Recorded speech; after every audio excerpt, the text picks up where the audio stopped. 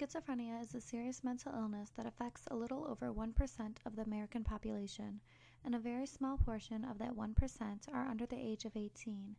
Childhood onset schizophrenia is harder to diagnose and to treat than adult onset schizophrenia, and oftentimes they are given a worse prognosis. But because of new treatments, including advancements in antipsychotic medication, more children who suffer from early onset schizophrenia are being helped, and there is hope for their future. I would like to invite you to learn about a terrible disorder that torments a handful of American children. Schizophrenia is very rare in children, only affecting around 1 in 40,000, where in adults it affects about 1 in 100. Schizophrenia can be hard to diagnose in children because some of the symptoms of the disease can mirror a child's different stages of development. For instance, a symptom of schizophrenia can be to hear voices or see someone that is not really there, but having imaginary friends is fairly common in children between the ages of 5 and 8. One of the most well-known cases of childhood onset schizophrenia is a little girl named January, who goes by Janny. It is said that Janny was born schizophrenic. Children like Janny seem to live on the border of our world and one of their own. Janny has stated in many interviews that the world her imaginary friends come from is called Kalalini. Schizophrenic children are at the mercy of their mind and the many hallucinations and voices that control them. According to an article on abcnews.com called Keeping Janny Alive, The Pearls of Childhood Onset Schizophrenia, Janny saw her first imaginary friend around the age of 2.5 years old, but now she has hundreds. Some of these hallucinations can be harmless, whereas others can tell her to hurt herself and to hurt others.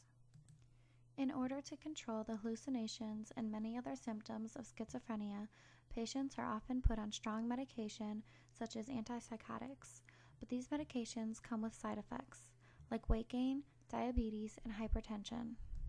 While these medications can help to control the symptoms, there is no cure for schizophrenia, and the disease will persist.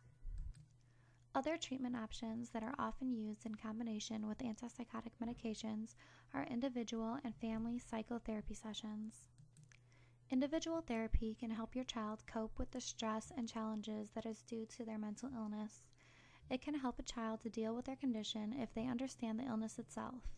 Family therapy can benefit both the child and the rest of the family by educating them on what the child is going through. It can reduce stress levels if they have an idea of what the child is experiencing. Children with schizophrenia often feel confused and alone, so it is good to show them that you support them and are trying to understand what they are going through.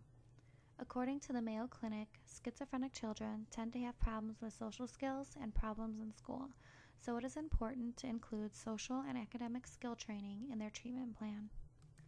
Schizophrenia is a lifelong illness, and it can be very hard to live with for the child and the family members.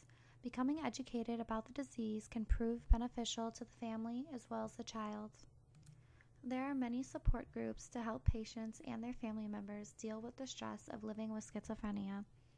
It is important that they work together as a family and stick with the treatment plan so their child has a chance to live a somewhat normal, healthy life. For more information on symptoms, diagnosis, and treatment of childhood onset schizophrenia, please visit childmind.org. Thank you for listening.